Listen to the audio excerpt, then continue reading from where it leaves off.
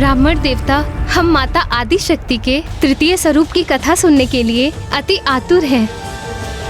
माता आदि शक्ति की तृतीय स्वरूप है माता चंद्रघंटा। माता चंद्रघंटा। माता चंद्रघंटा।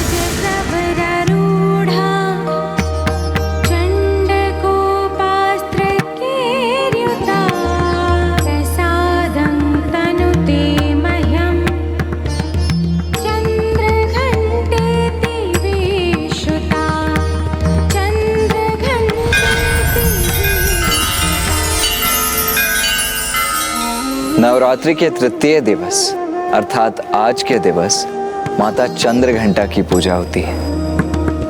और आज के दिवस साधक का मन मणिपूरक चक्र अर्थात तृतीय चक्र में स्थित होता है। चंद्रघंटा, कितना अनोखा नाम है माता के इस स्वरूप का।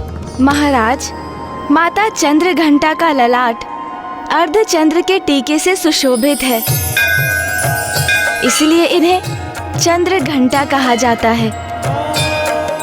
इनका अति सुंदर स्वर्णिम वर्ण है और इनके अनेक हाथ भांति भांति के अस्त्र शस्त्र से सुसज्जित हैं।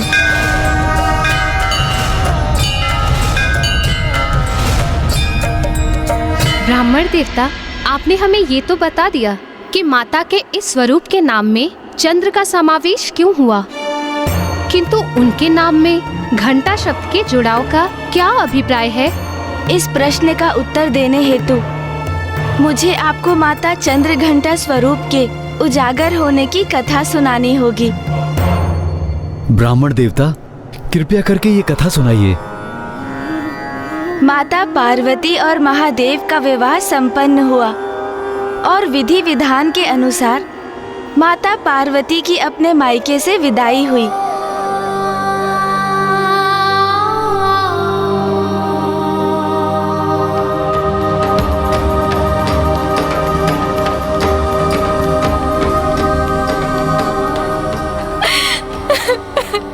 स्त्री के जीवन का सर्वाधिक महत्वपूर्ण एवं अत्यंत अद्भुत परिवर्तन होता है ये, जब एक कन्या विवाहिता रूप में प्रथम बार अपने मायके से ससुराल जाती है। तो इस प्रकार एक ओर माता पार्वती अपने नवीन निवास कैलाश की ओर प्रस्थान कर रही थी, तो वहीं दूसरी ओर तारकासुर अपनी मायावी नगरी शोणितपुर के रूप में अपने नवीन निवास का निर्माण पूर्ण कर चुका था।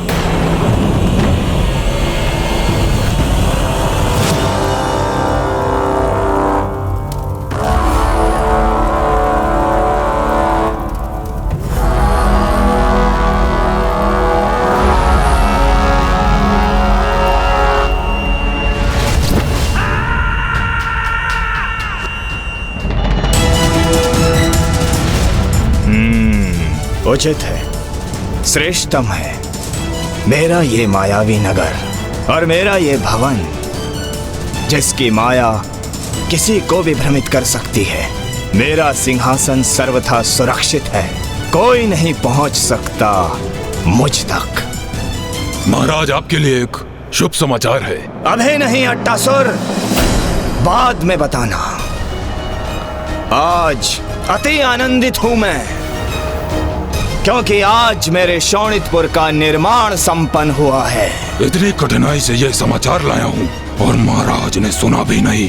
क्षमा करें महाराज, किंतु ब्रह्मदेव के वचनों से प्रभावित होकर अपने स्वर्ग का परित्याग कर दिया और उन्हीं के सुझाव से अपने शोणितपुर का भी निर्माण किया। किंतु ये क्या आवश्यक है महाराज? मेरा अर्थ है ये नगरी सुंदर है, उत्तम है, किंतु ऐसा क्या विशेष है इस नगरी में? कदाचित तुम्हारा विचार उचित है रात्रिसुर, किंतु अब मेरे शोणितपुर का निर्माण हो चुका है, तो फिर अब इस प्रश्न को उठाने का कोई स्थान नहीं। तो क्यों ना हम इसका आनंद उठाएं? कितना मूर्ख है असुरराज तारकासुर, स्वर्ग त्याग दिया इस व्यर्थ के छद्म भवन के लिए।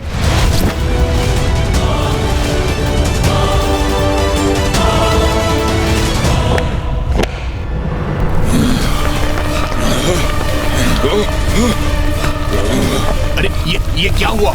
ये कैसी ध्वनि है और ये भूकंप कैसा?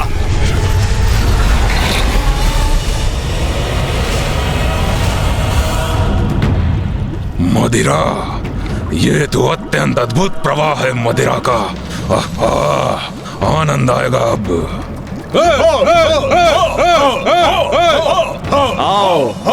आओ आनंद मनाए हम। रात्रिसुर, तुम मेरे निष्ठावान सेवक हो, मेरे अति विशेष मंत्री हो, तो जाओ और जाकर मदिरा पान का आनंद लो। धन्यवाद असुरराज।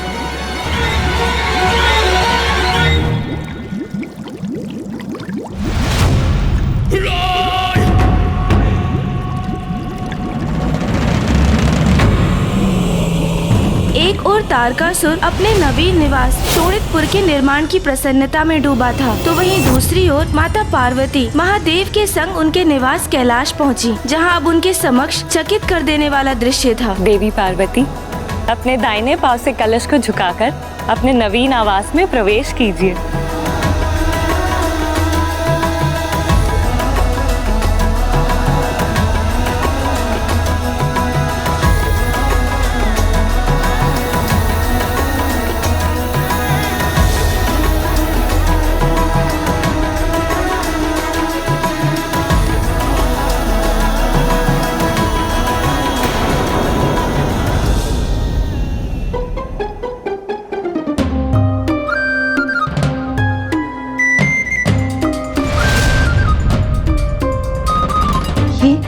ये सब क्या? देवी पार्वती, अब अपने इस निवास को आपको ही संभालना होगा, और प्रतीत होता है कि आपके समक्ष एक बहुत बड़ी चुनौती है, जिसका सामना आपको स्वयं ही करना होगा। अब आप मुझे आज्ञा दीजिए।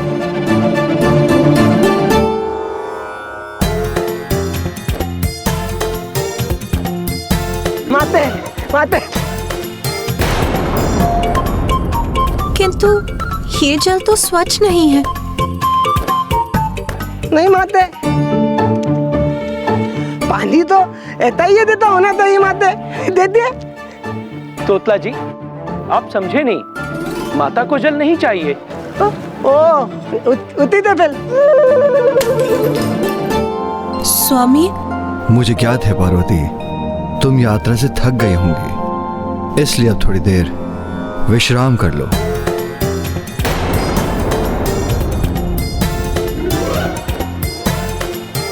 विश्राम करो? किंतु कहाँ? माते आइए, मैं आपको भवन दिखा देता हूँ, आइए ना। माता, तोतला जी का आशय है कि वो आपको संपूर्ण भवन दिखाना चाहते हैं। आइए। अब देखने को और शेष रह क्या गया है? देख क्या रहे हो रात्रिसुर, पियो उसे।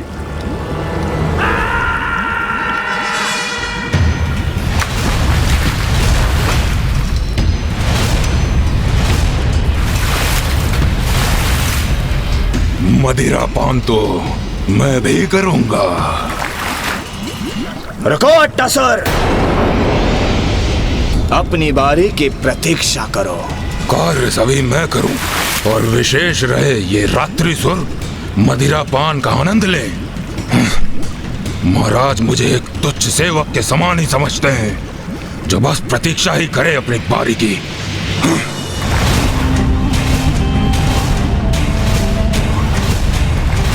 ये क्या, मदिरा में मेरी छवि? जल में प्रतिबिंब देखा सुना था, किंतु मदिरा में प्रतिबिंब प्रथम बार देखा है।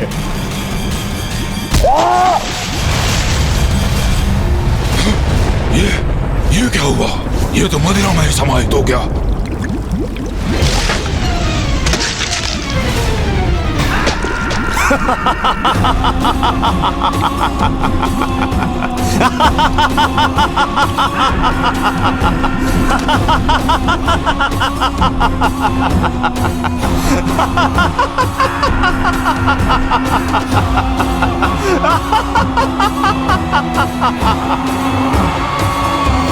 अपने मन में मुझे मूर्ख कह रहा था वो, मुझे, किंतु अब उसे ज्ञात हो गया होगा कि शोणितपुर में क्या विशेषता है। मायावी है मेरा शोणितपुर, मायावी। एक ऐसा मकड़ जाल जिसमें एक बार जो कोई फंसा तो फिर एक कीट पतंग के समान उसमें फड़फड़ाता रहेगा, किंतु वहां से मुक्त नहीं हो पाएगा।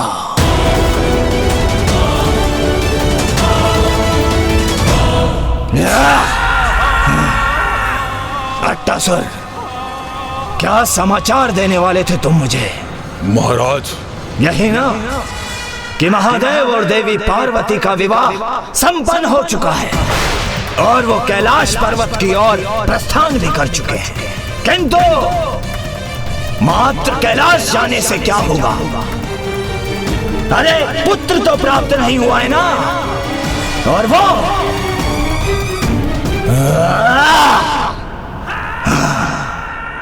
मैं कदापि संभव नहीं होने दूंगा।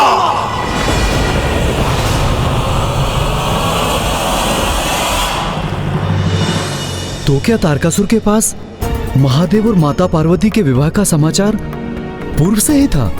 हाँ, किंतु तारकासुर को इसकी कोई चिंता नहीं थी, क्योंकि शोणितपुर का निर्माण तो हो चुका था और अपनी इस मायावी नगरी में उसे स्वयं के सुरक्षित होने का आभास भी हो रहा था। और उधर कैलाश में माता पार्वती प्रथम बार अपने जीवन में सब कुछ अस्त व्यस्त देख रही थी। आइए माते, आइए माते, ये देखिए, ये अपने तुंदल लतोई दल।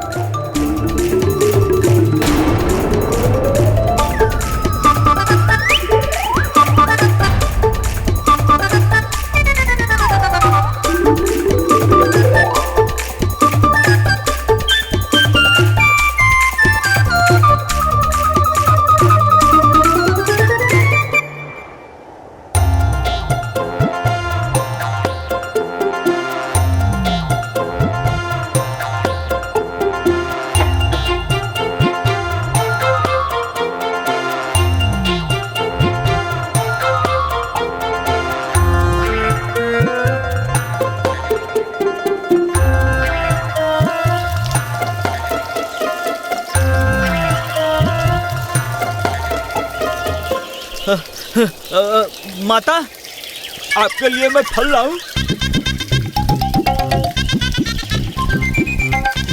देता लदा माते।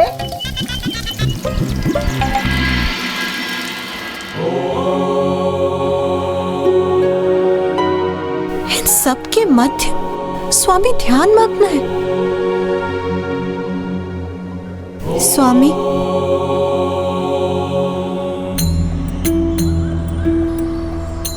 क्या हुआ उमा? स्वामी, हमारे भवन की अवस्था। क्या हुआ हमारे भवन को? मेरा अर्थ है, ये सभी ऐसा क्यों है यहाँ? यहाँ कुछ भी सुव्यवस्थित नहीं, सभी कुछ अस्त व्यस्त है।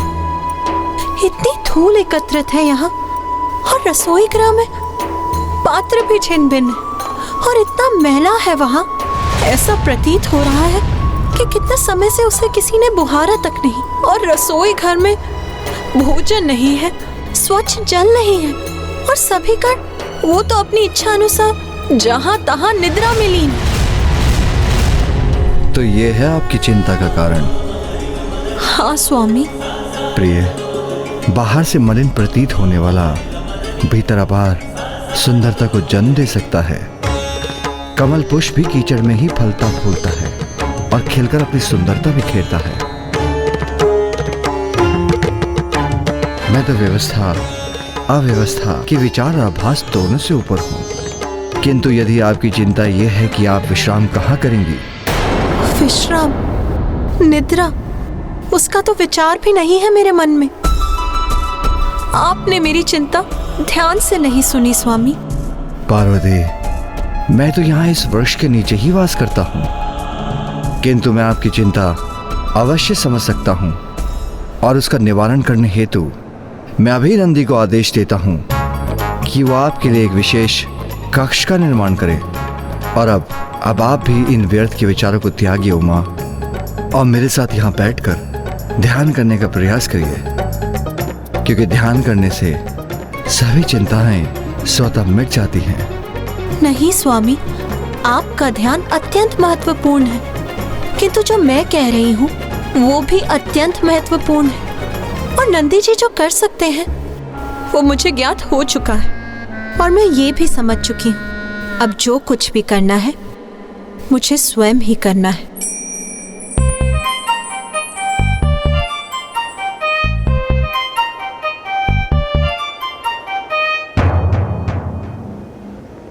आप ध्यान कीजिए स्वामी, और मुझे यहाँ की अवस्था पर ध्यान देने दीजिए।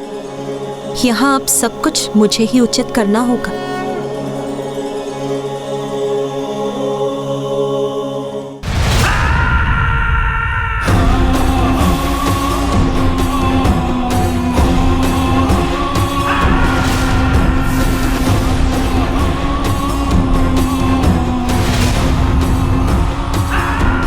ये क्या? असंख्य अंड महाराज, ये क्या है?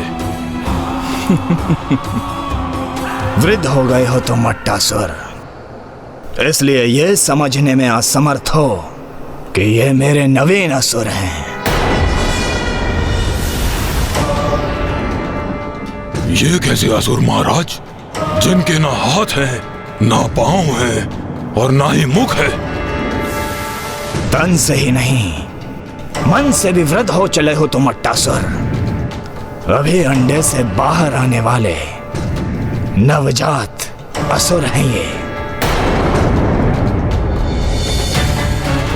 और जब ये बाहर आएंगे, तीव्र रक्त पिपासा होगी इनकी। समय आ गया है मेरे सुंदर असुरों, आओ बाहर आओ।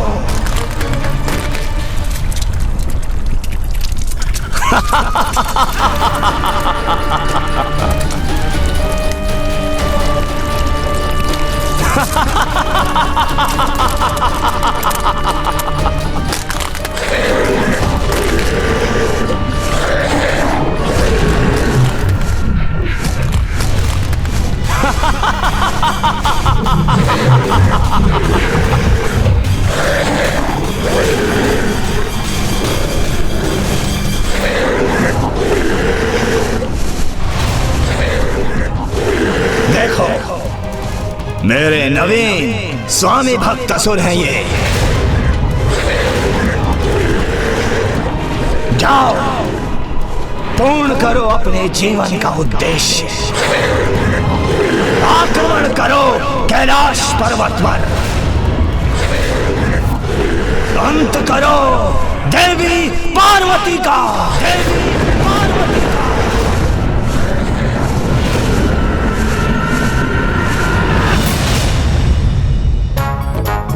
क्या स्वादिष्ट खाने के स्वप्न आ रहे हैं।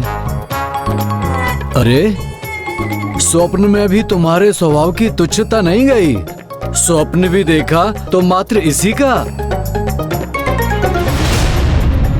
अच्छा, तो निद्रा में भी इन्हें भोजन के ही स्वप्न आ रहे हैं। अरे वाह, इतना स्वादिष्ट भोजन।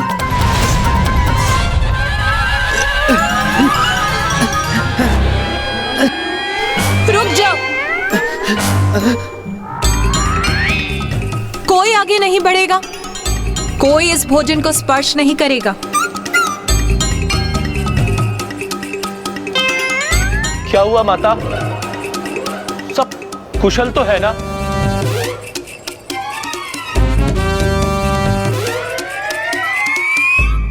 माता, ये मिष्ठान, ये पकवान आपने स्वयं तैयार किए? माता, सत्य कहूं तो आज के पूर्व इस रसोई गृह में ऐसा कभी भी कुछ नहीं पका, और ये तो अत्यंत सुंदर प्रतीत हो रहा है। माता, हमें बहुत भूख लगती है, क्या हम ये भोजन ताले? हाँ हाँ, अवश्य करो। रुको, किंतु सर्वप्रथम स्नान करो, उसके बाद इस संपूर्ण स्थान को बुहारो। फिर हम सभी एक स्वच्छ स्थान पर शिवलिंग की स्थापना करेंगे। फिर प्रभु की पूजा के बाद सर्वप्रथम महादेव के भोजन प्राप्त करने के बाद मैं तुम सभी को भोग प्रदान करूंगी। जो आज्ञा माता।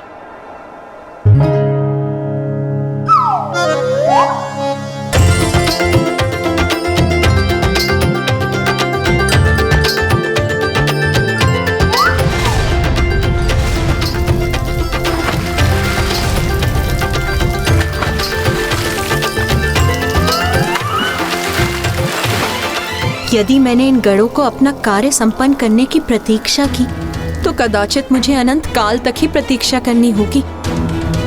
मैं पूजा की तैयारी आरंभ करती हूँ। माता ये लीजिए पूजा की सामग्री। एक ओर माता कैलाश की अवस्था में सुधार ला रही थी, तो दूसरी ओर तारकासुर के नवजात असुर माता को क्षति पहुंचाने हेतु कैलाश की ओर बढ़ रहे थे। यह अखंड ज्योत कैलाश को सदा प्रकाशित करती रहे।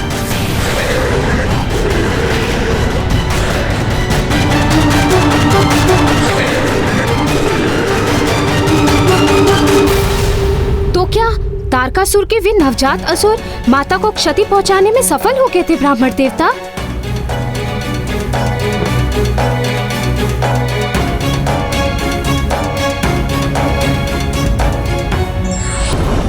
माता चंद्रघंटा का विवाह माता पार्वती के रूप में महादेव से होने के पश्चात वे अपने नवीन निवास कैलाश तो पहुंच गईं, किंतु वहां चारों ओर सब कुछ अस्त व्यस्त देखने के पश्चात उन्होंने तत्काल गणों को सब कुछ पुनः सुव्यवस्थित करने के कार्य में लगा दिया और माता स्वयं शिवलिंग की पूजा स्थापना करने में जुट गईं।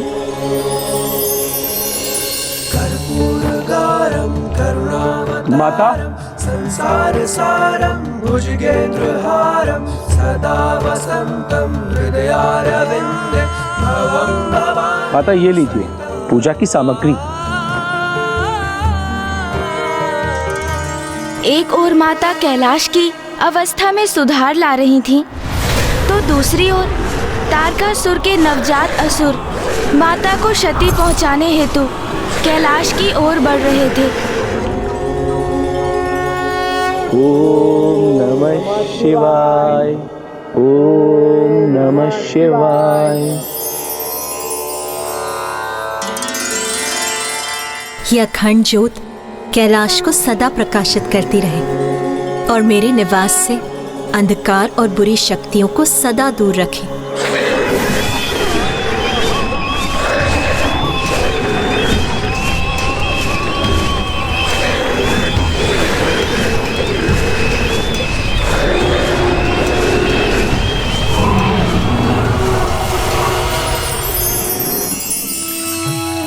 ओम नमः शिवाय, ओम नमः शिवाय, ओम नमः शिवाय, ओम नमः शिवाय, महेश्वराय नागेंद्रहाराय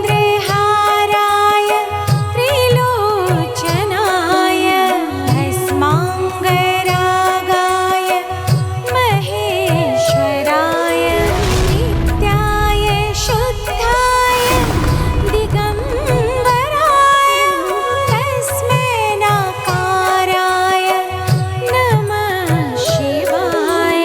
नित्याय शुद्धाय दिगंबराय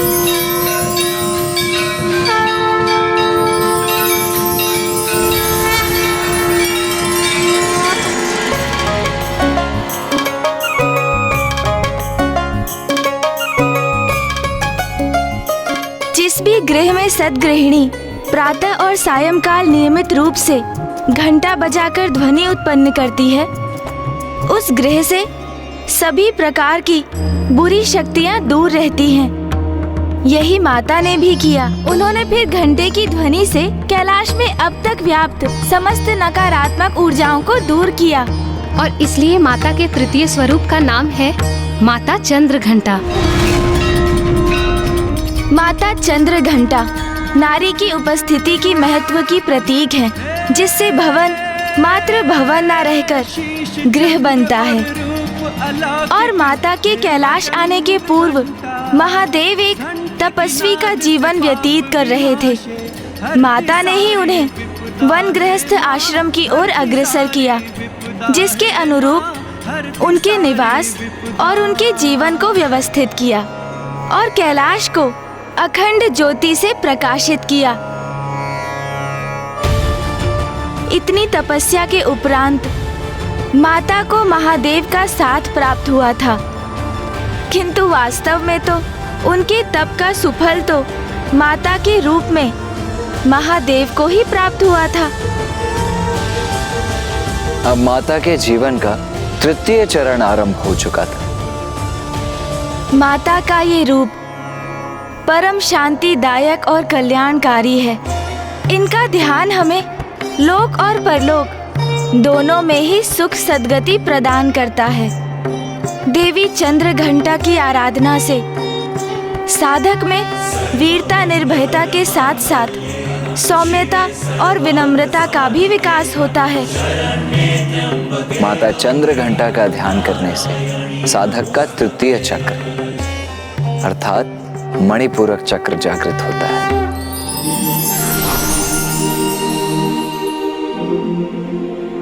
तृतीय चक्र अर्थात मणिपूरक चक्र हमारे विवेक को जागृत कर उसके चरम पर ले जाता है हमें। और जब हमारी कुंडलिनी के इस चक्र में ऊर्जा का प्रवाह होता है, तो हम अपने पूर्व के निर्णय के उचित और अनुचित पर पुनः विचार करने पर विवश हो जाते हैं। महाराज, माता, अब आप भी माता का ध्यान कीजिए। अवश्य।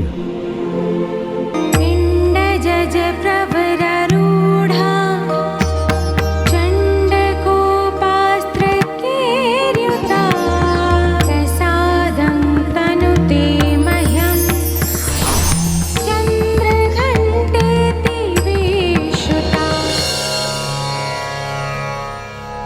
महादेव, काशी में एक ही राजा हो सकता है। यदि मुझे यहाँ राज्य करना है तो आपको यहाँ से प्रस्थान करना होगा।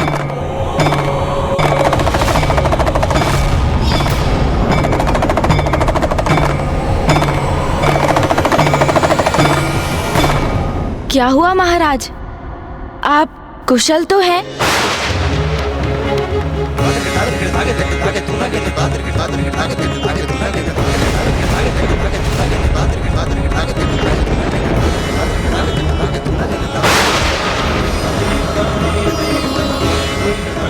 ऐसा क्यों आभास हो रहा है मुझे कि जैसे मुझसे कोई बहुत बड़ी भूल हो गई हो।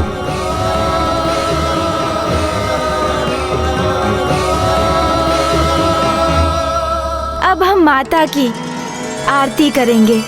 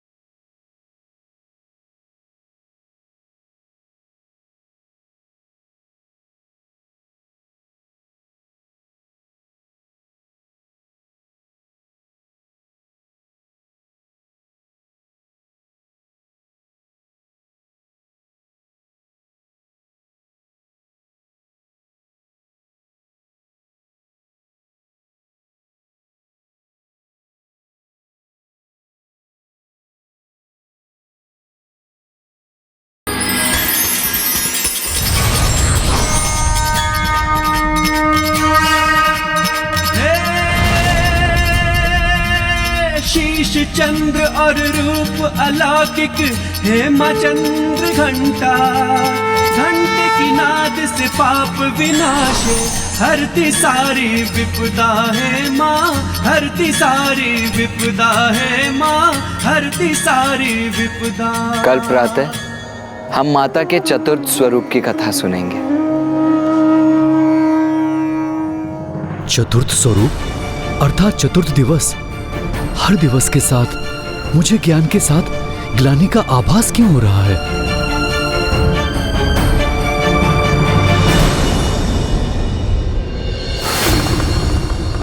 रामदेव, ये मेरी कल्पना मात्र है अथवा महाराज देवदास के मन में कोई संशय उत्पन्न हुआ जिसके कारण वो तनाव में आ गए? नहीं देवराजेंद्र, ये मात्र आपकी कल्पना नहीं है।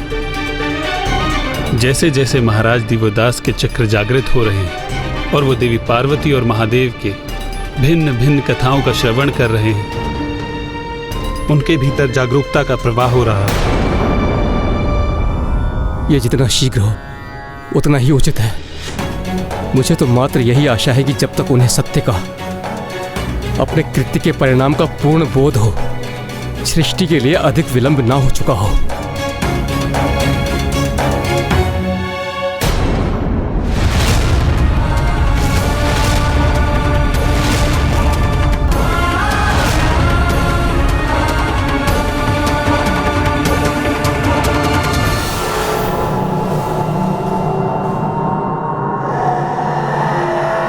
काशी में मात्र एक ही राजा रह सकता है, फिर वो काशी राजा आप हैं अथवा मैं। इसका निर्णय मैं आप पर छोड़ता हूँ प्रभु। और यदि राजा बनने का कर्तव्य मुझे पालन करना है तो आपको काशी छोड़कर जाना होगा महादेव, तो आपको काशी छोड़कर जाना होगा महादेव। नाथ,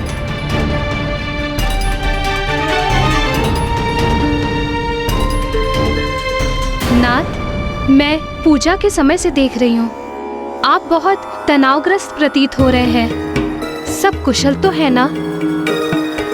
मैं तो माता के अगले स्वरूप की कथा श्रवण करने की प्रतीक्षा कर रही हूँ। आपको तो ज्ञात ही है, इतने अनेक प्रकार से मैं भी माता की यात्रा में स्वयं की यात्रा ही देख रही हूँ।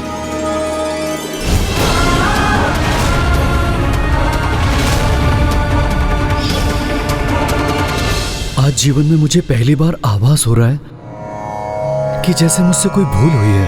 भूल? आपसे? कौन सी भूल महाराज? ये तो मुझे भी ज्ञात नहीं। नहीं नाथ, आपसे कोई भूल हो ये कैसे संभव है? आप काशी के महाराज हैं। न्यायप्रियता और धर्मप्रायणता के उत्कर्ष उदाहरण हैं आप।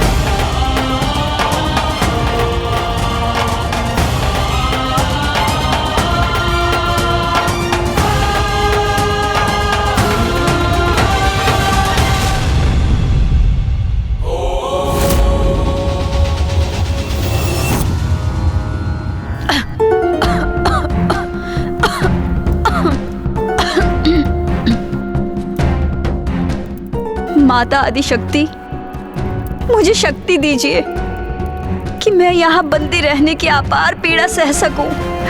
मुझसे रहे ब्रह्मदेव एवं देवगण को तो और भी अधिक कष्ट होता होगा। मुझे इतना बल दीजिए माता कि आपके आशीर्वाद से यहाँ से मुक्त होने तक मैं यहाँ स्थिरता से रह सकूं। वाह वाह!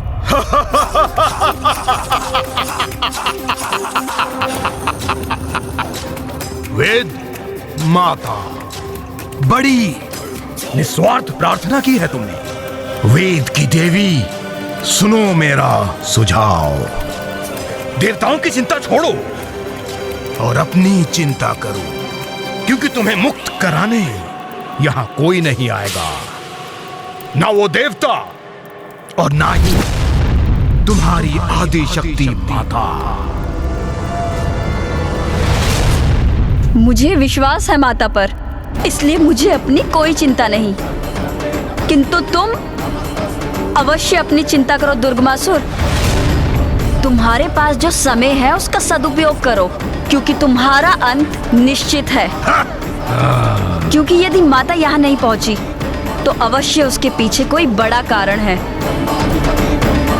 माता तुम्हारा विनाश करने अवश्य यहाँ पहुंचेंगी, तब तुम्हें क्षणिक अवकाश भी प्राप्त नहीं होगा।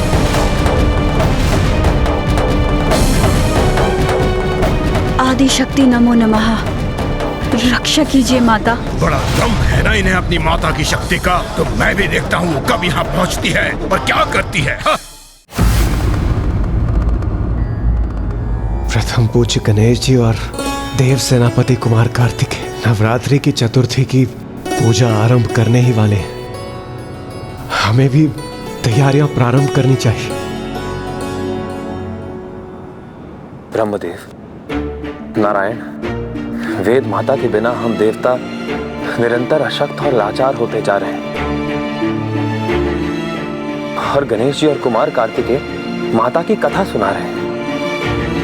प्रभु, अभी तो नवरात्रि का चतुर्थ दिवस ही है, किंतु हमें अब अपनी समस्या के निदान हेतु और प्रतीक्षा करना कठिन हो रहा है। देवगण, आपका कष्ट भली भांति ज्ञात है हमें, किंतु आप तनिक वेद माता की वेदना की कल्पना कीजिए, जो दुर्गमासुर की बंदी है। देवी आदिशक्ति की पीड़ा का विचार कीजिए, जो काशी में अकेले रहकर महादेव से विलग होने की पीड़ा सह रही है। और स्वयं महादेव को देखिए, जो इतने व्यग्र, जो उनके वश में है, वो सभी कर रहे हैं गणेश और कुमार कार्तिकेय। उनकी शक्ति माता की भक्ति है।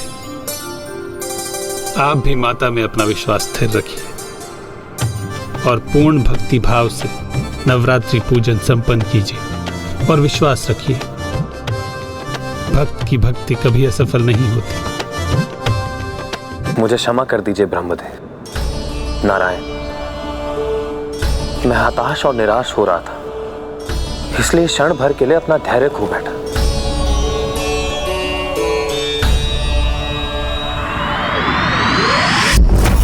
आज नवरात्रि का चतुर्थ दिवस है। माता कुष्मांडा माता की चतुर्थ स्वरूप हैं, जिनकी पूजा हम आज करेंगे। ब्रह्मांड का जन्म माता कुष्मांडा की मंद मुस्कान से ही हुआ था। माता की मंद मुस्कान से? हाँ माता, ये उस समय की बात है जब चहुं दिशाओं में मात्र अंधकार ही व्याप्त था। सृष्टि का कहीं कोई चिन्ह मात्र भी नहीं था।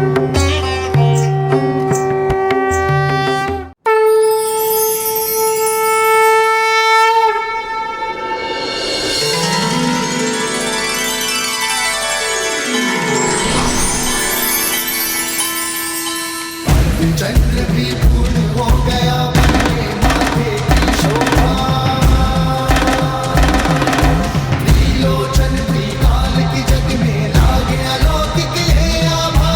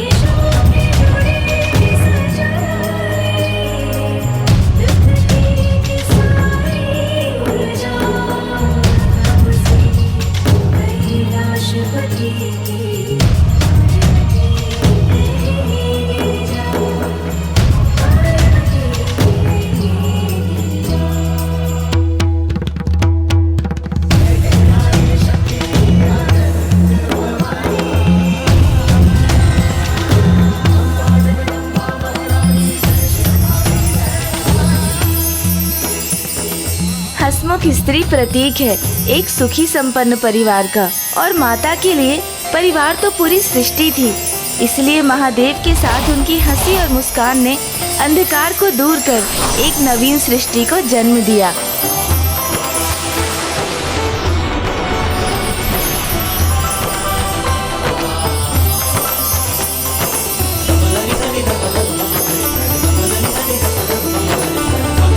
अद्भुत।